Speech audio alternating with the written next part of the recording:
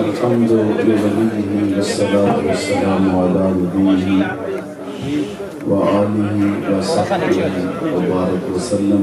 قال الله تعالى وتبارك في القرآن المجيد والفرقان الحميد في شان حبيبه مخبرا وآمرا إن الله وملائكته يصلون على النبي يا أيها الذين آمنوا صلوا عليه وسلموا تسليما.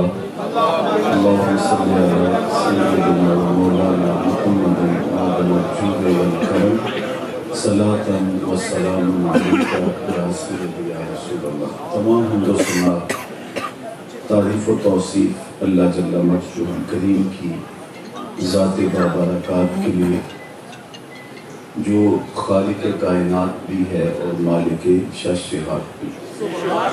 اللہ جل وعلا کی حمد و ثنا کے بعد رسول رحمت شفیع معظم نبی محتشم حضور ختم المرتبت حضرت محمد مصطفیٰ صلی اللہ علیہ وسلم کے حضور ناز میں اپنی عقیدتوں، ارادتوں اور محبتوں کا خراج پیش کرنے کے بعد عالی مرتبت ذی وقار علماء کرام، منتظمین مجلس حاضر، حضرات سامعین، خواتین و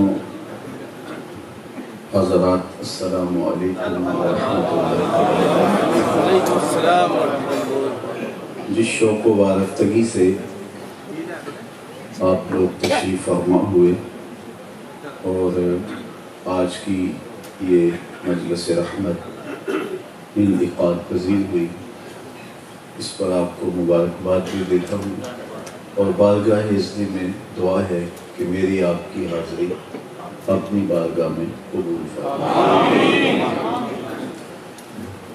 میری اس وقت جو پوزیشن ہے وہ سکول میں اس بچے کی طرح ہے جو آخری پیریڈ میں اپنی پینسل، سلیٹی اور تختی سمیٹ رہا ہوتا ہے کہ تھوڑی دیر کے بعد ٹلی لگے گی اور میں چھٹی کر کے چلا جاؤں گا. تو 20 دن پہلے میں شکاگو اترا تھا، تو وہاں سے سفر کرتے ہوئے اب یہاں پہنچا. تو یہ اس سلسلے کی آخری تقریب ہے اور اس کے بعد انشاءاللہ واپسی کا سفر شروع ہوگا. اللہ میرے اور آپ کے دل میں حضور کی محبت کا جو تخم رکھا ہے اس کی آبیاری فرمائے. اور حضور علیہ السلام کی محبت ہماری زندگی ہے اور یہ وہ جوہر ہے جو ہر سینے میں رکھا گیا ہے. جب سینے میں دل رکھتے ہیں تو کوئی دل بر بھی ہوگا. یہ تو نہیں ہو سکتا کہ دل ہو اور دل میں کسی کے ڈیرے نہ ہو. غالب نے کہا تھا غم اگرچہ جاں گسل ہے پہ کیا بچے کہ دل ہے. غم عشق اگر نہ ہوتا غم روزگار ہوتا. جب سینے میں دل جو رکھا گیا ہے تو پھر اس دل کی غذا بھی ہوگی، تڑپنا بھی ہوگا، پیچ و تاب بھی ہوگا، اضطراب بھی ہوگا، التہاب بھی ہوگا، آہیں بھی ہوں گی، سسکیاں بھی ہوں گی، انتظار بھی ہوگا، رت جگہ بھی ہوگے. کسی کی امید اور کسی کے لیے وصل کے جذبات اور خواہشات اور آرزویں اور تمناؤں کا جہاں بھی آباد ہوگا. تو جب سینے میں دل رکھتے ہیں تو پھر اس دل میں کوئی امید کے چراغ روشن ہوں گے اور محبتوں کا جہاں آباد ہوگا. چونکہ یہ دل کی غذا ہے، کوئی دل ایسا نہیں ہے جو محبت کے نور سے خالی ہو. اب اس کا اپنا یہ انتخاب ہے کہ وہ محبت کس سے کرتا ہے، لیکن یہ ہو نہیں سکتا کہ دل ہو اور دل میں کسی کے ڈیرے نہ ہو، دل میں کسی کے بسیرے نہ ہو، دل میں کوئی رہتا نہ ہو، دل کی دھڑکنوں میں کوئی آباد نہ ہو، دل کے تاروں پر کوئی نغمہ نہ چھڑا ہو. یہ ہو ہی نہیں سکتا. جب دل ہے تو پھر یہ سب کچھ ہوگا. یہ دل کی غذا ہے، یہ دل کا نور ہے اور یہ دل کا سرور ہے. اقبال نے کہا تھا کہ شیشہ دہر میں ماں نیند مئے ناب ہے عشق، روح خورشید ہے خون رگے مہتاب ہے عشق، دل ہر ذرہ میں پوشیدہ کسک ہے عشق اس کی، نور یہ وہ ہے کہ ہر شے میں جھلک ہے اس کی. تو جب یہ طے ہے کہ دل محبت کے بغیر رہ ہی نہیں سکتا تو پھر آؤ اس سے محبت کریں.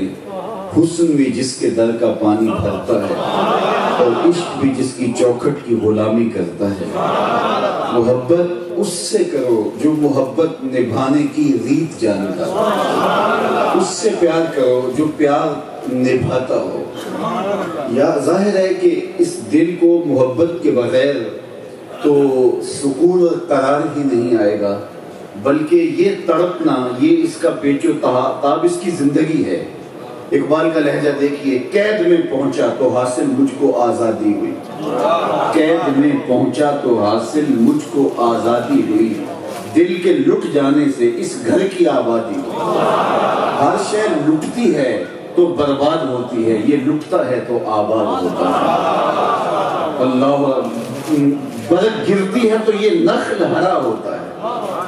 جبکہ بجلی گرے تو درخت جل کے راکھ ہو جاتے ہیں، لیکن یہ ایسا نخل ہے کہ برق گرنے سے اس کو تازگی ملتی ہے، کیونکہ اس کی غذا ہی یہ ہے، اس کی زندگی ہی یہ ہے، اس کا سرور ہی یہ ہے. اور ہر شے ٹوٹ جائے تو اپنی توقیر کھو دیتی ہے، اپنی قیمت کھو دیتی ہے. یہ لاکھوں روپے کا مائکرو فون ہوگا، لیکن ٹوٹ کے بکھر جائے، ریزہ ریزہ ہو جائے، کوئی مول نہیں رہتا. لیکن ایک کائنات میں دل ایسی شے ہے، جتنا زیادہ ٹوٹتا ہے اتنا ہی قیمتی ہوتا چلا جاتا ہے. تو بچا بچا کے نہ رکھ اسے، تیرا آئینہ ہے وہ آئینہ. تو بچا بچا کے نہ رکھ اسے، تیرا آئینہ ہے وہ آئینہ. کہ شکستہ ہو تو عزیز طرح ہے نگاہ آئینہ سامنے. تو اس لیے جب دل کی غذا ہی یہ ہے، اس کا تڑپنا ہی اس کی زندگی ہے، اور اس کا بے چین رہنا ہی اس کا نور ہے، تو پھر کون اس دل سے بے بہرا رہے گا اور دل میں کسی کو بسانے سے اپنے آپ کو محروم رکھ پائے گا. بلکہ اس ایک دل کی تڑپ سینے کے اندر وہ کوہرام بپا کر دیتی ہے اور امیدوں کا ایسا جہاں آباد کر دیتی ہے کہ آتش بولا کہ وہ کیا خوب کہا اس نے، اور اس نے قلم ہی توڑ دیے. اللہ اس کو جزا دے. اس نے کہا کہ میرے پہلو میں ایک دل ہے اور اس کے تڑپنے سے وہ مزہ دیا تڑپنے میری آرزو ہے یا رب. وہ مزہ دیا تڑپنے میری آرزو ہے یا رب. میرے دونوں پہلوؤں میں دل بے قرار ہوتا. اب تو ایک پہلو میں دل ہے اور اتنا لطف آ رہا ہے، کاش کے دونوں پہلوؤں میں دل ہوتا تو پھر کیا لطف ہوتا. اور باہو دو قدم آگے بڑھ کے بولے، لوں لوں دے مڈ لکھ لکھ چشمہ، ایک کھولا تے ایک کجا. تو جب ہمارا دل، اس کی پیاس ہی یہ ہے کہ کسی کا رخ زیبا ہو، کسی کا حسن فراواں ہو اور میری ٹھنڈک کا ساما بن جائے، تو پھر انسان اس محبت کی تلاش میں نکلتا ہے، مارا مارا پھرتا ہے. اگر اس کو حقیقی منزل نہیں ملتی تو وہ اس جہان رنگ و بو میں کھو کے رہ جاتا ہے اور ذرائع پر ہی اٹک جاتا ہے، مقصود تک نہیں پہنچ پاتا. لیکن جب اس کو منزل نہیں ملی تو ظاہر ہے کہ اس دل کا اٹکاؤ اور دل کا الجھاؤ ہی وہاں نہیں ہوا جس کے لیے دل بنایا گیا تھا. اور جو دل کا مکین ہونا چاہیے تھا، جو دل کی دھڑکنوں میں آباد ہونا چاہیے تھا، تو جب اس منزل تک نہیں پہنچ پائے گا کسی وجہ سے تو پھر اس سے بے وفائی ہوگی. میں ایک سادی مثال سے بات سمجھانے کی آپ کو کوشش کرتا ہوں کہ آپ تقریباً پنجاب سے یا پاکستان کے مختلف علاقوں کے رہنے والے ہیں، تو ہماری گاڑیوں کے پیچھے مختلف جملے لکھے ہوتے ہیں. تو میں کہتا ہوں یہ جو گاڑی چلانے والا ہوتا ہے یہ اس کے نفسیات کا خلاصہ ہوتے ہیں. کچھ جملے ایسے ہوتے ہیں کہ ان کو پڑھے تو دیر تک ہنسی نہیں رکتی، اور کچھ پڑھے تو سوچنے پہ مجبور ہو جاتے ہیں، اور کچھ ایسے ہوتے ہیں کہ پڑھنے سے شرمندگی بھی ہوتی ہے. ایک جملہ آپ نے پڑھا ہوگا کہ گاڑیوں کے پیچھے لکھا ہوتا ہے صنم بے وفا. تو میں اپنے دوستوں کو کہتا ہوں کہ یہ سمجھ رہے ہو کیا لکھا ہے؟ تو وہ کہتے ہیں جناب آپ بتا دیجئے. میں کہتا ہوں کہ یہ تحریری احتجاج ہے. اس نے کسی سے پیار کیا ہوگا اور اس نے بے وفائی کر دی، اب یہ تحریری احتجاج کرتا پھرتا ہے اور اپنے دل کی بھڑاس یوں نکال رہا ہے صنم بے وفا لکھ کے. میں نے کہا صاحب تو نے اس سے پیار کیا جس نے بے وفائی کر دی. تجھے ایک چوکھٹ ایسی بتاؤں، تو ہاتھ پکڑتے ہیں تو حشر کے دن بھی نہیں چھوڑتے. دل کو غذا محبت کی چاہیے تو پھر دل کو وہاں لگاؤ جو محبت کی قدردانی جانے والا، دل کو وہاں اٹکاؤ، دل کا تعلق وہاں جوڑو جہاں آپ کے دل کی قدردانی ہو، اور کائنات میں آپ کے دل کی کوئی نہیں قدر کرے گا، دل کی قدر کرے گا تو آمنہ کا راج دلارا گا۔ اس لیے ان سے محبت یہ ہماری عقل کا تقاضا بھی ہے، اور اس کا ثمرہ وفا بھی ہے، اور یہ مقصود شریعت بھی ہے، اور مقتضائے دین بھی ہے۔ اس لیے آج کی اس مختصر مجلس میں کوئی لمبا خطاب آپ سے نہیں کرنے والا، مجھے اس بات کا شدت سے احساس ہے کہ اوپر نیچے اور باہر جس طرح آپ گھٹ کے بیٹھے ہیں تو حکمت کے منافی ہے کہ کوئی میں طویل خطاب کروں، لیکن آپ کی توجہ اگر درکار ہو تو ان تھوڑے لفظوں میں سے بھی آپ کو بہت کچھ مل جائے گا۔ وہ کیا کسی نے کہا تھا کہ طوفان نو لانے سے ہے چشم فائدہ، دو اشک بھی بہت ہیں گر اثر کرے۔ تو جب چھٹکارا نہیں ہے، دل کسی سے محبت کرے گا تو پھر اس سے محبت کرو کہ جس کی محبت بندہ نواز ہے۔ اور پھر میں آپ کو ایک اور بات بتاؤں، اور وہ یہ کہ محبتیں جو ہیں وہ انسانوں کو تقسیم کرتی ہیں۔ یہ دنیا کی محبتوں کی کہانی، ایک کے دو چاہنے والے آپس میں رقیب کہلاتے ہیں نا، کہ یہ میرا محبوب ہے تم نے کیوں دیکھا، لڑائی کی نوبت آ گئی، قتل و غارت تک نوبت جا پہنچی، یہ تو میرا محبوب تھا تم نے نظر اٹھا کے کیوں دیکھا۔ ایک کے دو چاہنے والے آپس میں رقیب کہلاتے ہیں، اور میرے حضور کے کروڑوں اربوں چاہنے والے آپس میں حبیب کہلاتے ہیں۔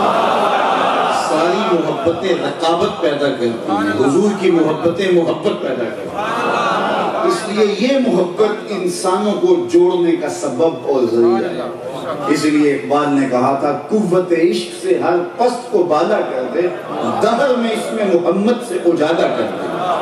پوری دنیا کے اوپر جب بھی چراغاں ہوگا حضور کے نام سے ہوگا، ورنہ ساری محبتیں انسانوں کو توڑتی ہیں، حضور کی محبت انسانوں کو جوڑتی ہے۔ جو گلے صد برگ مارا بو یکیس، او کے جانے ای نظاموں او یکیس، مست چشم ساقیے بتہاستیں، در جہاں مثل مومی ناستیں، ہزاروں قومیں وجود میں آئیں، دہر میں خشک و تر کے رشتے سے، ہم نے بنیاد دوستی رکھی یاد خیر البشر کے۔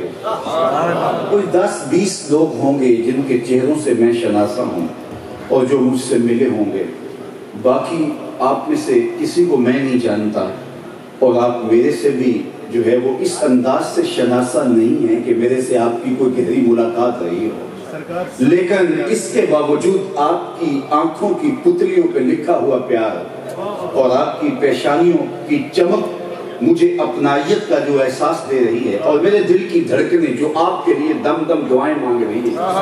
تو یہ رشتہ کیسے پیدا ہو گیا؟ میرا اور آپ کا جو ہے وہ الگ گاؤں، الگ برادری، الگ پیشہ، الگ طرز زندگی، لیکن میں اور آپ اس کے باوجود یہاں جڑے ہیں، اور اس حال کے اندر ہماری جو یہ فکری وحدت ہے اور ہمارے لیے یہ جو جذبات کا جہاں آباد ہے، تو یہ کیسے قائم ہوا؟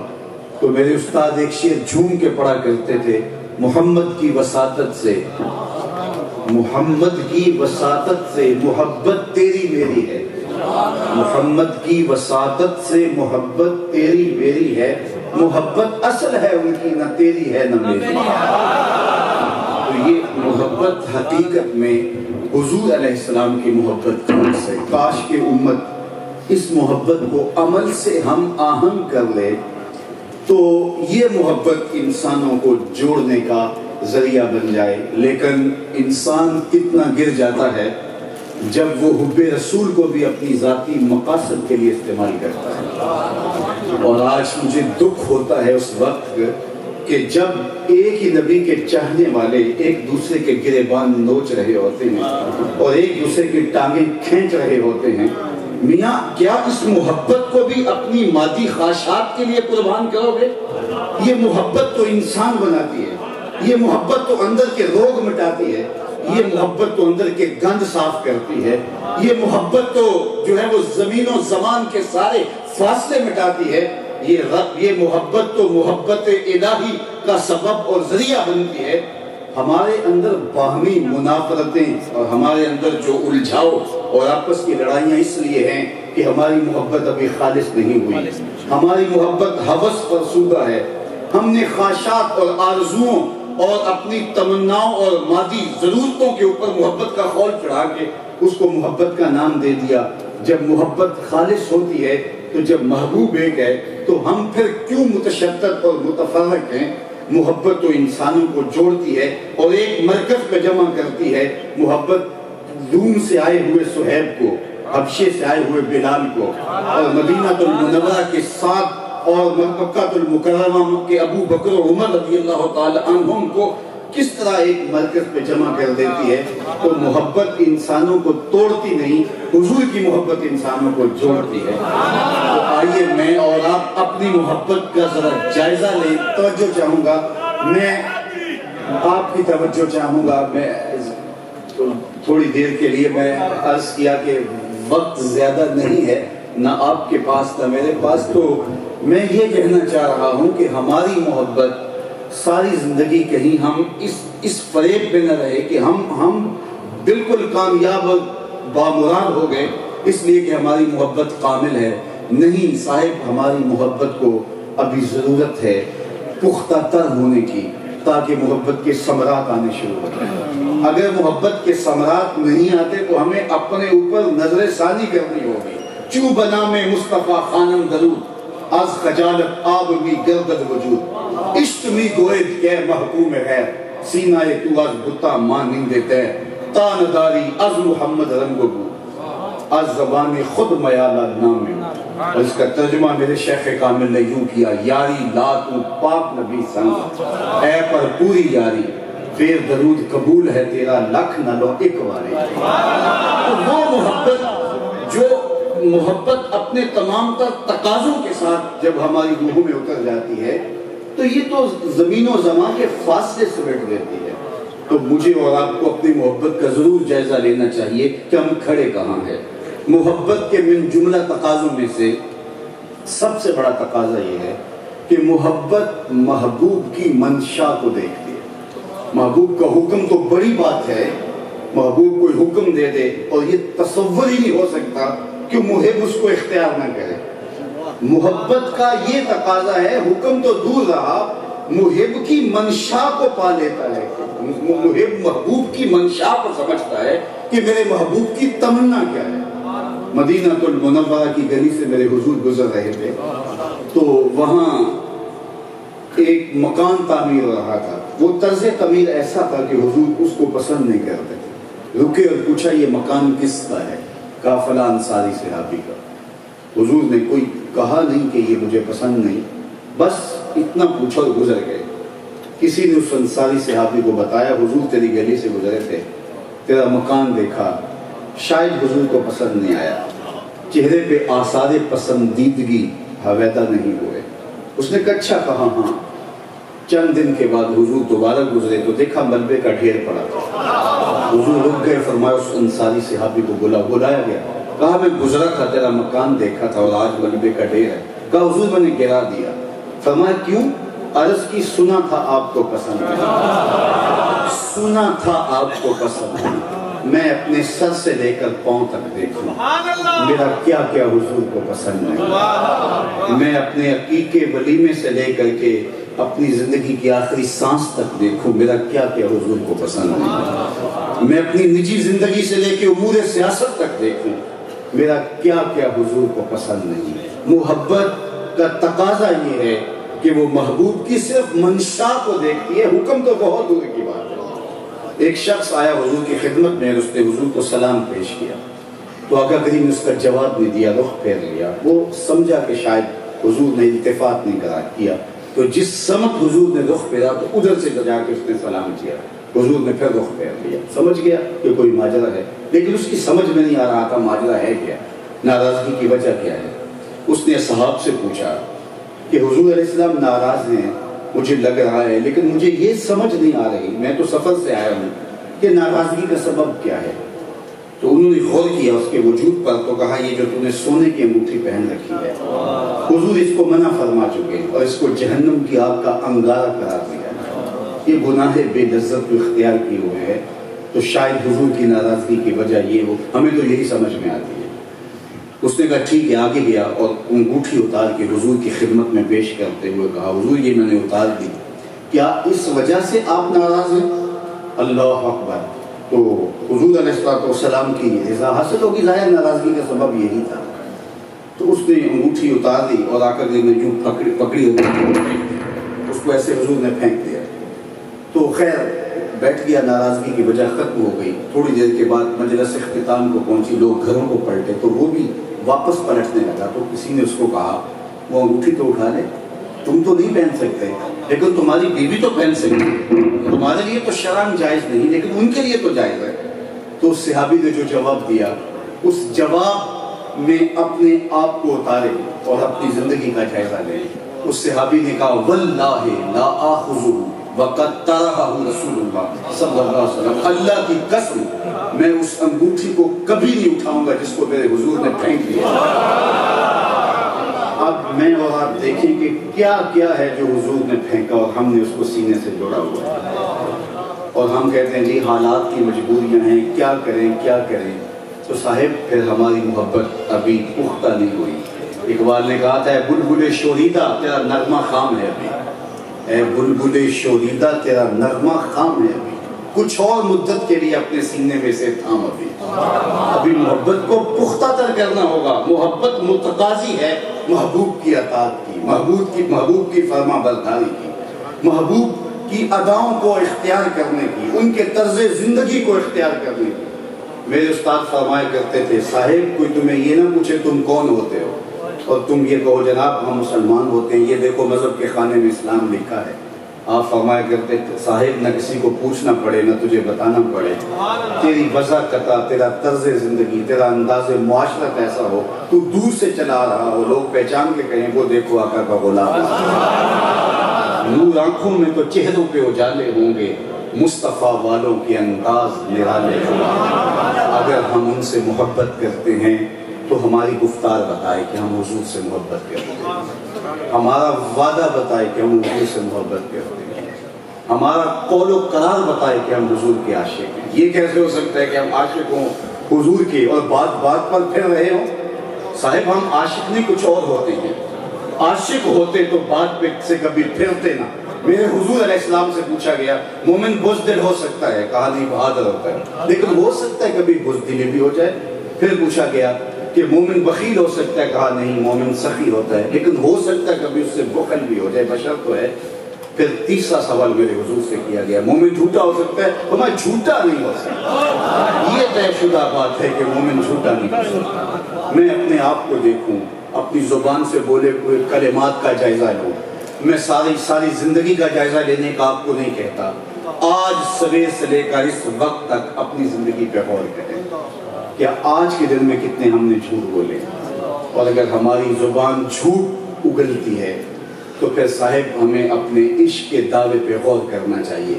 یہاں کچہریوں والے جھوٹے دعوے نہیں ہیں کہ جھوٹے گواہوں سے ثابت کر لیں، وہاں گواہ بھی سچے دینا پڑیں گے، اور یہ گواہی ہمارے عمل سے ہمیں فراہم کرنا ہوگی۔ میرے حضور تو کسی سے وعدہ کر لیتے ہیں کہ تیرے آنے تک میں یہاں کھڑا ہوں، اور وہ جا کے بھول جاتے ہیں، اور حضور وہاں کھڑے ہیں، صرف قضائے حاجت کے لیے جاتے ہیں، پھر وہاں آ کے کھڑے ہو جاتے ہیں، 3 دن گزر جاتے ہیں۔ قصور اس کا ہے کہ وہ جا کے بھول گیا، لیکن کہا تھا تیرے آنے تک میں کھڑا ہوں۔ تیسرے دن وہ اتفاقاً وہاں سے گزرا، اچانک حضور کو دیکھا تو یاد آ گیا وہ یہ تو میرے سے وعدہ تھا ان کا، بڑا شرمندہ ہوا، لیکن میرے حضور نے اتنا کہا یا تو نے مجھے مشقت میں ڈال دیا، قصور اس کا تھا۔ لیکن ہم ذرا اپنے آپ پہ غور کریں کہ ہمارے وعدوں کی زندگی کیسی ہے۔ اگر ہم حضور علیہ السلام کے عاشق ہیں تو عشق کا تقاضا محبوب کی اداؤں کو اختیار کرنا ہے، محبوب کے طرز زندگی کو اختیار کرنا ہے۔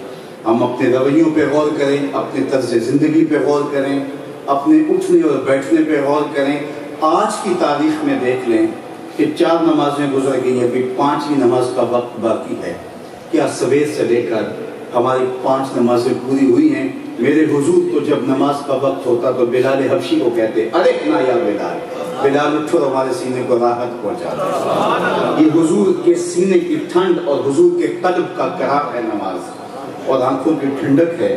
فرمایا حُبِّبَ إِلَيَّ مِن دُنْيَاكُمْ ثَلَاث، تمہاری دنیا سے مجھے صرف 3 چیزیں پسند ہیں، الطِّيبُ وَالنِّسَاءُ وَجُعِلَتْ قُرَّةُ عَيْنِي فِي الصَّلَاةِ، خوشبو منقوہہ عورتیں اور میری آنکھوں کی ٹھنڈک نماز میں رکھی گئی ہے۔ میں اور آپ اپنا ضرور جائزہ لیں، اگرچہ یہ باتیں ایسی ہیں کہ آپ بار بار سنتے ہیں، لیکن یہ مجلسیں اس لیے ہی کی جاتی ہیں تاکہ ہمیں اپنا جائزہ لینے کا موقع فراہم ہو کہ ہم کھڑے کہاں ہیں، ہم کہیں اپنی خود فریبی میں مبتلا نہ رہیں اور ہم یہ سمجھتے رہیں کہ ہم سے بڑا عاشق رسول زمانے میں کوئی نہیں ہے، لیکن جب نامہ اعمال تلے تو اس وقت ہمارے پاس کوئی عمل کی پونجی ہی نہ ہو، تو ہم اپنے آپ کا ضرور جائزہ لیں اور اپنے آپ کو صحیح کرنے کی کوشش کریں، جہاں خرابی ہے دور کریں، روز کی ایک خرابی بھی دور کریں تو سال میں 365 خرابیاں دور ہو جاتی ہیں، اور اگر ہم ایسا نہیں کریں گے تو وقت تیزی کے ساتھ گزرتا چلا جا رہا ہے۔ آج موقع ہے، آج فرصت ہے،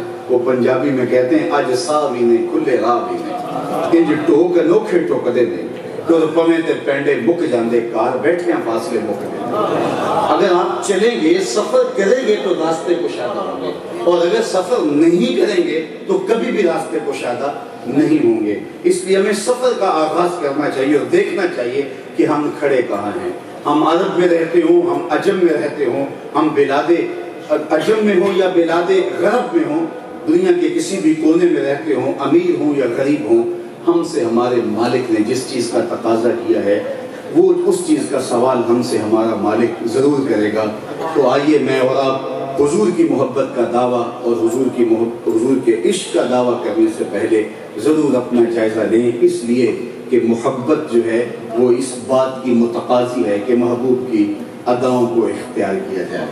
اچھا، محبت کا یہ بھی تقاضا ہے کہ محبوب کے مشن کو، محبوب کے فکر کو، اس کے نسب العین کو پوری دنیا کے اوپر غالب کرنے کی کوشش کی جائے۔ جس سے بندہ پیار کرتا ہے اس کی فکر کو لے کے اٹھتا ہے۔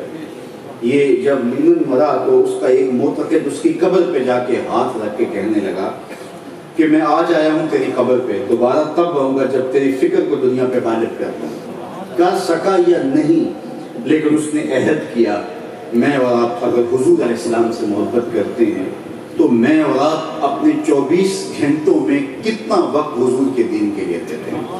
حضور کا لایا ہوا دین طائف کے بازاروں سے لے کے مکے کی گلیوں تک، اور احد کے تپتے ہوئے میدان میں 70 گرتی ہوئی لاشوں سے لے کر کے حضور علیہ السلام کے مبارک بدن پر برستے ہوئے پتھر اور ڈالی جانے والی اوجریوں تک حضور کی زندگی کا اس دین کے لیے جائزہ لیں، اور پھر ہم دیکھیں کہ ہم کہاں کھڑے ہیں۔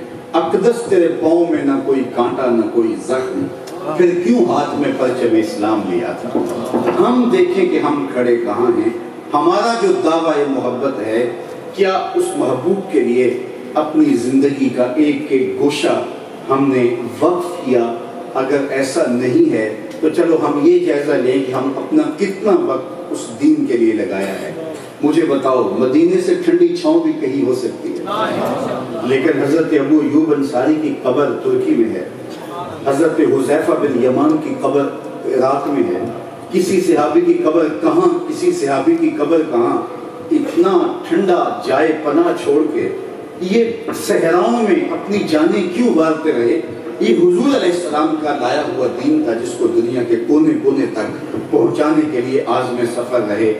بلکہ حضرت امام غازی نے لکھا ہے مکے سے لے کر طائف تک 70 ایسے نبیوں کی قبریں ہیں جن کی وفات صرف بھوک کی وجہ سے ہوئی ہے۔ اس راستے میں لوگوں نے تکلیفیں سہی، دکھ سہے اور اذیتیں گوارا کی، اور میں اور آپ دیکھیں کہ ہم کہاں کھڑے ہیں، ہم اپنا کتنا وقت دین کے لیے۔ یہ ایک رات کی مجلس کر کے کہیں مطمئن نہ ہو جانا کہ ہم حضور کے نام کا اتنا بڑا جلسہ کر دیا ہے اور یہ بس ہمارے لیے کافی ہو گیا۔ یہ تو ایک تحریک ہوتی ہے، یہ تو ایک ترغیب ہوتی ہے، اور بدقسمتی یہ ہے کہ آج ہماری جو ہے وہ مسجدیں اور ہماری مجلسیں جو ہیں وہ بھی ایک نام کی رہ گئی۔ اور یہ قرب قیامت کے فتنوں کا ذکر کرتے ہوئے حضور نے ایک بات یہ بھی ارشاد کی تھی کہ لا یبقى من القرآن الا رسمه، لا يبقى من الاسلام الا اسمه، مساجدهم عامرة وهي خراب من الهدى۔ ایک وقت آئے گا کہ مسجدیں نام کی رہ جائیں گی، زیب و زینت کے لحاظ سے تو آباد ہوں گے لیکن ہدایت کے نور سے خالی ہوں گے۔ قرآن بطور رسم رہ جائے. ایسا آئے گا کہ انسان صبح کو مومن ہوگا، شام کو کافر ہوگا، اور چند ٹگوں کے حفظ لوگ اپنا دین بیچتے رہیں گے. دین سب سے قیمتی متاع ہے، سب سے بڑی دولت اس دنیا پہ جو حضرت انسان کو دی گئی ہے وہ دولت ایمان ہے، اور اس کی کوئی قیمت، انسان چرخ پہ جھولے، ہواؤں میں اڑے، اور زندگی کی ہر نعمت اس کو میسر ہو، اور زمانے کے تخت و تاج اس کے قدموں کی دھول میں پڑے ہوں، لیکن اس کا سینہ ایمان کے نور سے خالی ہے، کوئی مل نہیں اس کا، اور وہ جھونپڑی میں رہتا ہو لیکن ایمان کا چراغاں ہو تو سرخروشت سے. سب سے قیمتی متاع اس دنیا پر جو حضرت انسان کو دی گئی ہے وہ ایمان ہے، اور آخرت میں سب سے قیمتی متاع جو اہل ایمان کو دی جائے گی وہ جنت میں اللہ کا دیدار ہو. یہ بات ذہن میں رکھیے گا، جو ایمان سے محروم رہا وہ حقیقی محروم ہے، اور جو قیامت کے دن آخرت میں اللہ کے دیدار سے محروم رہا وہ حقیقی محروم ہے. اللہ کا شکر ہے ہمیں تو یہ دولت ایمان کی ماں کی آغوش سے مل گئی، ہمیں اس کے لیے محنت نہیں کرنا پڑی، ہمیں اس کے لیے کوئی تردد نہیں کرنا پڑا. صحابہ کہتے جب ہم ایمان لاتے تھے تو یہ ہماری زندگی کا خوش ترین دن ہوتا تھا کہ جب ہم حضور پر ایمان لاتے تھے، اور ایک عجیب اندھیرے سے نکل کے روشنی میں آ جایا کرتے تھے. لیکن میں اور آپ، ہم نے مادر کی آغوش میں، ماں کی آغوش میں آنکھ کھولی تو ہمارے والد صاحب مسجد سے مولوی صاحب کو بلا لائے، انہوں نے کان میں آ کے مبارک دی، مبارک ہو تو حضور کا غلام بن گیا. شاہوں سے ملا ہے نہ تبنگر سے ملا ہے، اللہ کا عرفان تیرے در سے ملا ہے. اوروں کو ملا ہے تو مقدر سے ملا ہے، مجھ کو تو مقدر بھی تیرے در سے ملا ہے. یہ ہماری خوش بختی، یہ ہماری فیروز بختی کہ ہم حضور کے غلام ہیں. میرے بزرگ ایک شعر چون کے پڑھا کرتے تھے کہ محمد جانے جانا ہے پیغمبر ہو تو ایسا ہو، محمد جانے جانا ہے پیغمبر ہو تو ایسا ہو، رسولوں کی بشارت سے مبشر ہو تو ایسا ہو، امر توقیر کا سب کو موکر ہو تو ایسا ہو، کیا ہم کو غلام ان کا مقدر ہو تو ایسا ہو. یہ تو میرے اور آپ کے بخت، اور میں اور آپ ذرا سوچے اگر اپنی تب و تاز سے، کوشش اور محنت سے اسلام کے دامن تک پہنچنا پڑتا تو ہم میں سے ہم کہاں کہاں کھڑے ہوتے. تو یہ اللہ نے اتنا بڑا ہمارے اوپر کرم فرمایا کہ ہم نے آغوش مادر میں آنکھ کھولی تو حضور کی غلامی کا پٹا ہمارے گلے میں تھا. اب اگلا سفر ہمارا باقی ہے، اور وہ عمل مانگتا ہے، وہ جد و جہد مانگتا ہے، اور ہم سے اس بات کا متقاضی ہے کہ ہم حضور علیہ السلام کے دین کے سر سے لے کر پاؤں تک ہو جائیں. ہمارا طرز زندگی، انداز معاشرت بتائے کہ ہم حضور علیہ السلام کے غلام ہیں، کسی کو پوچھنا نہ پڑے.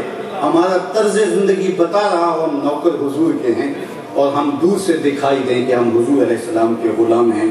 تو یہ وہ تقاضا ہے شریعت اسلامیہ کا، یہ وہ تقاضا ہے محبت رسول صلی اللہ علیہ وسلم کا جو ہم سے متقاضی ہے. باقی رہی بات جہاں تک حضور کے پیار کی، حضور علیہ السلام کی محبت کی، میں اور آپ کون ہیں؟ ہمارے محبوب تو وہ ہیں جو رب کے بھی محبوب ہیں. میرا امام نے کیا خوب کہا، جس کا حسن اللہ کو بھی بھا گیا، ایسے پیارے سے محبت کی. یعنی حضور وہ ہیں جو خدا کے بھی محبوب ہیں. بلکہ خود فرمایا احب اللہ لما یغزوکم من نعمہ، اللہ سے پیار کرو، وہ تمہیں طرح طرح کی نعمتیں کھلاتا ہے. تم کیوں نہ اس سے پیار کرو گے؟ اس لیے کہ وہ تمہیں ایسی نعمتیں دیتا ہے جو تمہارے ادراک میں بھی ہیں، تمہاری نگاہوں میں بھی ہیں، اور ایسی نعمتیں بھی اس کی جانب سے تمہیں میسر ہیں جن کو تم جانتے بھی نہیں. ہمارے اندر کتنا کیا کیا نظم ہے جو اس کی طرف سے کام کر رہا ہے. ہمیں کبھی احساس اس لیے نہیں ہوا کہ کبھی اس کا بل نہیں آیا ہے، بلکہ اگر ہم اپنے خارج میں دیکھیں تو کتنی نعمتیں ہیں. اگر ہم صرف آکسیجن کا سلنڈر اپنے ساتھ اٹھانا پڑے تو دن کو تارے نظر آ جائیں، لیکن اس نے ہمارے لیے اس کی کتنی فراوانی کی. میرا ایک ملنے والا ہے، اس کے منہ میں جو لعاب کی مقدار ہے وہ مطلوبہ مقدار سے کم پیدا ہوتی ہے، اور اس کا نتیجہ کیا ہے؟ بنیادی طور پر ٹیچر ہے تو وہ 10 منٹ نہیں بول سکتا، اور ایک آنکھ کی بینائی بھی رخصت ہو گئی، نظام بھی متاثر ہے. میاں مسئلہ کیا ہے؟ منہ کے اندر جو لعاب آتا ہے اس کی مطلوبہ مقدار پوری نہیں ہوتی. کبھی ہم نے سوچا کہ یہ کتنی بڑی نعمت ہے؟ ہم سوئے بھی رہے ہوں تو یہ چیز سپلائی ہوتی رہتی ہے، اور اس کا کبھی بل نہیں آیا. بہت سارے لوگوں کو احساس اب ہوا ہوگا کہ یہ اتنی بڑی نعمت ہے جو اللہ نے ہمیں کبھی بھی کمی نہیں آنی چھوڑ دی. اس کے اندر کبھی بھی کوئی جو ہے وہ کمی پیش نہیں آئی, لیکن اس کا چونکہ بل نہیں آتا ہمیں اس کا احساس نہیں. دنیا کے ایک امیر ترین شخص کو ناصر اس کی آنکھوں کے پپوٹے کام کرنا چھوڑ جاتے ہیں, اور یہ قدرتی خود کا سسٹم ہے. جو ہی جو ہے وہ تنکا اڑا آنکھ قدرتی بند ہو گئی, اور جب ارادہ ہوا تو فوراً آنکھ جو ہے وہ کھل گئی. اس کا یہ نظام خراب ہو گیا. جب اس نے سونا ہوتا تو ڈاکٹر سوشل ٹیپ لگا دیتا اور وہ سو جاتا, اور اٹھتا تو وہ اوپر ٹیپ لگا تو اس کی آنکھیں کھول دیتا. کسی نے ناصر سے پوچھا تیری زندگی کی سب سے بڑی خواہش؟ اس نے کہا کاش اپنی آنکھیں اپنی مرضی سے کھول سکتا. کہا اس کے لیے کوئی قیمت کوئی پیسے لگانے پڑے. تو دنیا کے امیر ترین لوگوں میں اس کا شمار ہے. تو کہنے لگا کاش کہ میں اپنی آنکھیں اپنی مرضی سے کھول سکوں, اور اس کے لیے مجھے ساری دولت بھی جھونکنی پڑے تو جھونک دوں. ہم نے کبھی احساس کیا کہ یہ نظم ہمیں میسر ہے, لیکن کبھی ہمارے مالک نے ہم سے بل نہیں مانگا ہے. یہ تو باہر کی دو چیزیں ہیں جو ہمارے ساتھ, جو ہم روز دیکھتے ہیں. آنکھوں کا چپکنا دن میں لاکھوں مرتبہ ہوتا ہے, اور جو ہے وہ منہ کے اندر لعاب پیدا ہوتا ہے, کبھی تھوکتے ہیں کبھی نگلتے ہیں, اور جو ہے وہ بولنے میں مدد ہوتی ہے. قدرت کی گریز ہے جو میں بولنے میں مدد دیتی ہے. ہمیں کبھی اس کا احساس نہیں ہوا کہ یہ کتنی بڑی نعمت ہمارے ساتھ جڑی ہوئی ہے, اور یہ کتنا بڑا نظم ہمارے ساتھ خود کام کر رہا ہے. اور یہ تو باہر کی چیزیں ہیں جو ہماری نگاہ میں نہیں آئی, بتانے سے معلوم ہوئی, اور جو اندر لگے ہوئے سسٹم ہے. تو فرمایا اس کا شکر ادا کرو کہ وہ تمہیں طرح طرح کی نعمتیں عطا کرتا ہے. پھر دوسری بات ارشاد فرمائی وَأَحِبُّونِي لِحُبِّ اللَّهِ, اور میرے سے پیار کرو میں تمہارے رب کا بھی محبوب ہوں. میں تمہارے رب کا بھی محبوب. تم مجھ سے پیار کیوں نہیں کرو گے؟ رب خود رب ہو کے مجھ سے پیار کرو, اور تم مجھ سے پیار کیوں نہیں کرو گے؟ تم مجبور ہو مجھ سے پیار کرنے کے لیے, اس لیے کہ تمہاری زندگی کا نظم ہی محمد عربی کے صدقے سے ہے. اگر وہ جلوہ کرنا ہوتے تو کائنات کو خلط وجود ہی نہ ملتا. وَأَحِبُّونِي لِحُبِّ اللَّهِ, میرے سے پیار کرو میں تمہارے رب کا بھی محبوب ہوں. اعظم چشتی نے تو اس کو اپنے پیرائے میں بیان کیا. اپنا معیار زمانے سے جدا رکھتے ہیں, اپنا معیار زمانے سے جدا رکھتے ہیں. ہم تو محبوب بھی محبوب خدا رکھتے ہیں. گلیوں میں آوارہ پھرنے والا کوئی شخص ہمارا محبوب تھوڑا ہی ہے. ہمارا محبوب تو وہ ہے جو خدا کا بھی محبوب ہے, جو اللہ کا بھی محبوب ہے. تو آپ مجھ سے پیار کرو میں تمہارے رب کا بھی محبوب ہوں. پھر تیسری بات جو حضور نے ارشاد کی, اور وہ یہ تھی وَأَحِبُّ أَهْلَ بَيْتِي لِحُبِّي, اور میرے اہل بیت سے پیار کرو اس لیے کہ وہ میرے اہل بیت ہیں, وہ میری نسل ہے, وہ میری طرف ہے, وہ میرا خون ہے. ان سے پیار کرو, ان سے محبت کے رشتے کو مستحکم کر لو. یار محبوب کی گلی کا تو کتا بھی قابل تعظیم ہے. پائے سگ بوسیدہ مجنو خلق گفتہ اینچے سود, گفت این سگ گاہے گاہے کوئے لیلا رفتہ بود. رومی کہتے ہیں کسی نے مجنو کو دیکھا کتے کے پاؤں چوم رہا ہے, تو روک کے کہا کہ انسان ہو کے کتے کے پاؤں چوم رہے ہو. کہا تم نہیں جانتے یہ کتا کبھی کبھی یار کی گلی سے گزرتا ہے. یار جو کتا کوچہ حبیب سے گزرے اس کے تو پاؤں چومے جائیں, پھر نسل رسول کی شان کیا ہوگا, پھر حسنین کریمین کا مرتبہ کیا ہوگا. تو کہا کہ میرے سے پیار کرو کہ میں تمہارے رب کا محبوب ہوں, اور میری نسل سے میری اطرت اور آل سے پیار کرو اس لیے کہ وہ میری محبوب, وہ میری نسل ہے. اور اس کی ترغیب دی. ترغیب دینے کے دو طریقے ہیں, یا تو دو ٹوک واضح کہہ دیا جائے, پیار کرنے کی ترغیب حکمن دے دی جائے, اور یا پھر فضائل و مناقب بیان کر کے راغب کیا جائے. حضور نے دونوں طریقے اختیار کیے. اسامہ بن زید بن حارثہ رضی اللہ تعالیٰ عنہ فرماتی کہ میں حضور کی خدمت میں حاضر ہوا, رات کا ایک پہر بیت گیا تھا, تو در نور پہ صحابہ دستک نہیں دیتے تھے. یہ حضور کے غلاموں کا یہ طریقہ تھا کہ جب حضور کی دہلیز پہ جاتے تو دروازے پہ لگ کے بیٹھ جاتے, ضرور پڑھتے رہتے. حضور خود ہی تشریف لاتے. انہیں پتا تھا کہ باہر غلام بیٹھا ہے تو حضور آ جاتے, لیکن کبھی ناگزیر حالات ہوتے, دل کی بے تابی کو مٹانے کے لیے در رسول پہ دستک دے دیتے. اور اس کا طریقہ امام بخاری نے ادب المفرد میں لکھا ہے, کانت تقرأ ابواب النبی بالاظافر. جب دستک دینے کی نوبت آتی تو وہ انگلیوں کے پوروں کے ساتھ دستک دیتا. انگلیوں کے پوروں کے ساتھ یا ناخنوں کے ساتھ دستک دینے کا کیا مفہوم ہے؟ تو مولا علی قاری علیہ الرحمہ نے شرح شفا میں لکھا اے دربن خفیفن و دقن لطیفن تعظیمن و تکریمن و تشریفن، کہا یہ سب کچھ حضور کی عزت افزائی کے لیے تھا۔ ساغر صدیقی نے کہا تھا میں نے پلکوں سے در یار پہ دستک دی، میں وہ سائل ہوں جسے کوئی صدا کرے۔ یہ اس کا شاعرانہ تخیل تھا، اس نے عملاً در حبیب پہ یوں دستک نہیں دی ہوگی، صحابہ نے تو دے کے دکھائی نا۔ اللہ اکبر۔ تو اسامہ بن زید کہتے ہیں میں دستک دی، حضور تشریف لائے، چونکہ رات کا ایک پہر بیت گیا تھا، ایسے ہی چادر کی بکل حضور نے کی تھی، تو میں نے حاجت کہی، میری حاجت پوری ہو گئی، لیکن میں نے ایک منظر دیکھا کہ حضور نے چادر کی جو بکل کی تھی اس کے اطراف میں ابھار تھے، جس طرح کوئی اندر ہو تو مجھ سے نہ رہا گیا، میں نے پوچھ لیا، میں نے کہا حضور چادر کے اندر کیا؟ فکاشفہ ہو، تو حضور نے چادر کھولی دی، فائز الحسن والحسین علی ورقہ، تو ایک پہلو سے امام حسن لپٹے تھے، ایک سے امام حسین لپٹے تھے، کہا یہ میرے بیٹے ہیں، یہ میری بیٹی کے بیٹے ہیں، اے اللہ میں ان سے پیار کرتا ہوں، تو بھی ان سے پیار کر، اور جو ان سے پیار کرے مالک اس سے بھی پیار کر۔ تو یہ محبت کا درس دیا۔ اب وہ دوسرا انداز دیکھ لیجئے، وہ حضرت حذیفہ بن یمان رضی اللہ تعالیٰ عنہ سے مروی ترمذی کی ایک روایت دیکھیے۔ حضرت حذیفہ کہتے ہیں کہ میں اپنی ماں کو کہا کہ امی آپ اگر مجھے اجازت دیں تو میں حضور کی خدمت میں حاضر ہوتا ہوں اور مغرب کی نماز حضور کے پیچھے پڑھوں گا اور آپ کے لیے بخشش و مغفرت کی دعا کرواؤں گا حضور سے، کیونکہ دن کی نمازوں میں وہ حضور کے پیچھے حاضر ہوتے، لیکن ماں کا بڑھاپا اور بیماری آڑے آتی اور رات کو شام کی نمازوں میں حضور کے پیچھے حاضر ہونے سے قاصر تھے ماں کی خدمت کی وجہ سے، لیکن آرزو تھی کہ حضور کے پیچھے میں ایسی نماز پڑھوں جس میں حضور قرات جہر سے کرتے ہیں تاکہ حضور کی زبان سے قرآن سنوں، کیونکہ صاحب قرآن سے جب قرآن سنا جائے تو رنگ کوئی اور ہی ہوتا ہے۔ تو کہتے ہیں کہ میں ماں سے اجازت لی، لیکن اس کو ایک لالچ دی، میں نے کہا کہ اگر آپ مجھے اجازت دیں تو میں حضور کے پیچھے مغرب پڑھوں گا، بعد میں آپ کے لیے اور اپنے لیے حضور سے مغفرت کی دعا کرواؤں گا۔ لالچ بہت اچھی تھی۔ ماں نے کہا جاؤ پتر میں اجازت دیتی ہوں، جاؤ حضور سے ملو، نماز پڑھو اور میرے لیے اور اپنے لیے مغفرت کی دعا کروانا۔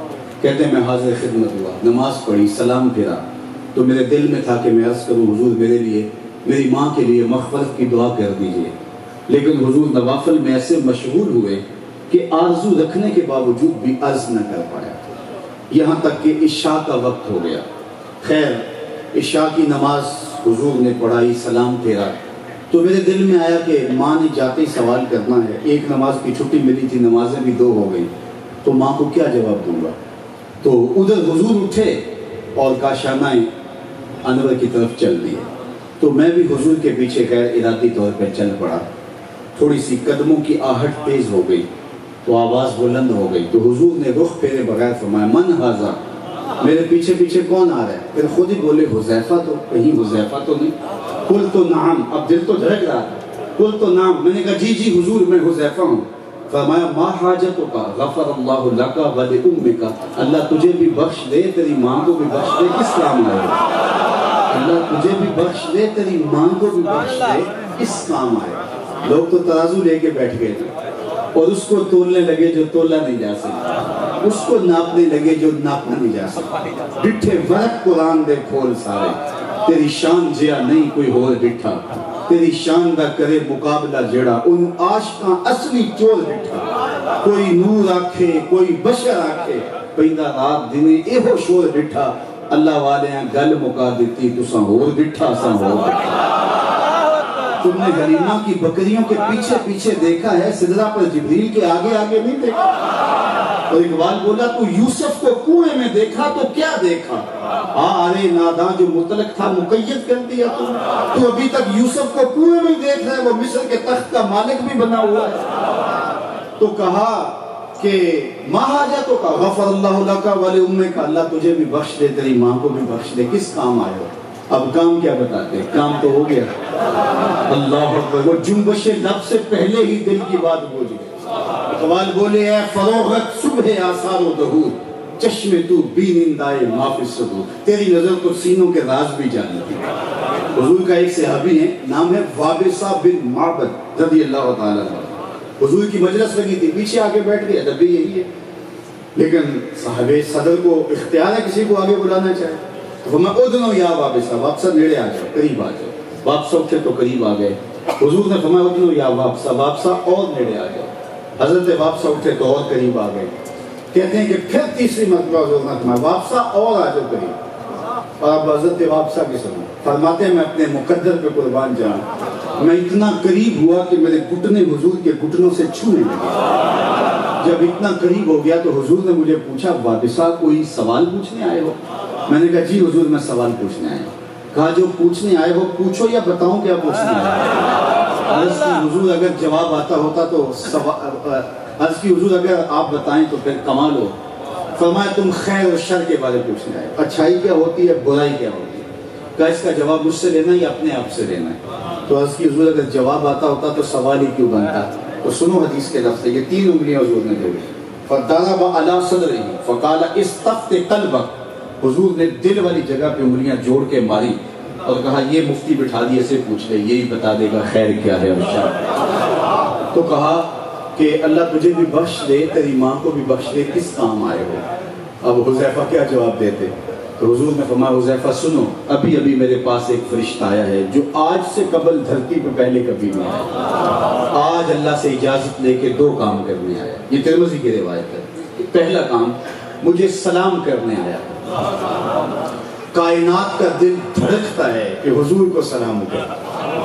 مسکرا کے کہا حاضر شجرۃ استاذنت ربھا، یہ ایک درخت ہے جس نے رب سے اجازت مانگی تھی، مالک تیرا محبوب نیڑے آیا ہے سلام نہ کرانا، فآذن لہا، تو اللہ نے اس کو اجازت دے دی، یہ مجھے سلام کرنے کے لیے آیا۔ تو فرمایا یہ فرشتہ 2 کام کرنے آیا ہے، ایک تو مجھے سلام کرنے آیا ہے اور دوسرا کام یہ کرنے آیا ہے مجھے خوشخبری دینے آیا ہے کہ آپ کی بیٹی فاطمہ جنتی عورتوں کی سردار ہے اور حسن اور حسین جنتی جوانوں کے سردار۔ تو ان کے مناقب بیان کیے تو کہا کہ یہ 3 چیزیں خاص طور پہ اللہ سے پیار کرو، وہ تمہیں طرح طرح کی نعمتیں دیتا ہے، اور اہل ایمان کا شیوہ ہے اپنے رب کے عرض سے ٹوٹ کے پیار کرتے، والذین آمنوا اشد حبا للہ۔ اور دوسری بات فرمایا مجھ سے پیار کرو، میں تمہارے رب کا محبوب ہوں، وہ یہ مقتضائے ایمان ہے، لا یؤمن احدکم حتی اکون احب الیہ من والدہ وولدہ والناس اجمعین۔ اور تیسری بات فرمایا کہ میرے اہل بیت سے پیار کرو، اور میرے اہل بیت سے پیار میری وجہ سے کرو کہ وہ میرا نسب ہے، میرا خاندان ہے۔ تو ہمارا دین محبت کا دین ہے۔ اگر آپ مجھے پوچھیں کہ گرمی کی تو شدت ہے اور تقریر مختصر ہونی چاہیے، ہمیں 2 لفظوں میں بتاؤ کہ اسلام کیا ہے، ایک تو کہ 3 گھنٹے کا لیکچر دیا جائے کہ اسلام کیا ہے، لیکن اگر 2 لفظوں میں آپ مجھ سے پوچھنا چاہیں تو میں اقبال کا لہجہ ادھار دوں گا۔ اقبال نے کہا دین سراپا سوختن اندر طلب، انتہائش عشق آغازش ادب، طلب محبوب میں تڑپنے کا نام دین ہے، ادب سے شروع ہوتا ہے عشق پہ ختم۔ بس دین سمجھ لو کہ دین کیا ہے، جو دین ادب سے شروع ہو کے عشق پہ ختم ہو جائے وہی دین تمہارا مطلب ہے، وہی دین تمہارا مقصود ہے۔ جس دین میں ادب نہیں ہے وہ دین نہیں ہے، جس دین میں عشق نہیں ہے وہ دین نہیں ہے۔ عشق ہی ابتدائے ذات، عشق ہی انتہائے ذات، عشق نہ ہو تو شرح و دین بت قدا تصور، کچھ باقی بچتا ہی نہیں ہے اگر یہ 2 چیزیں نہ ہوں۔ تو اقبال کہتا ہے دین سراپا سوختن اندر طلب، انتہائش عشق آغازش ادب، ادب سے شروع اور عشق پہ ختم۔ یہ دین کی ابتدا ہے اور یہ دین کی انتہا ہے، اور اس کے درمیان کے اندر جو ہے وہ تمہیں محبوب کی اطاعت بھی کرنا ہوگی، محبوب کے دین کے غلبے کے لیے کوشش بھی کرنا ہوگی، ذکر رسول کی مجلسیں بھی تمہارا وظیفہ ہوں گی، اور حضور پہ درود پڑھنا بھی تمہارا طرز حیات ہوگا، لیکن شروع ادب سے اور انتہا اس کی عشق کے۔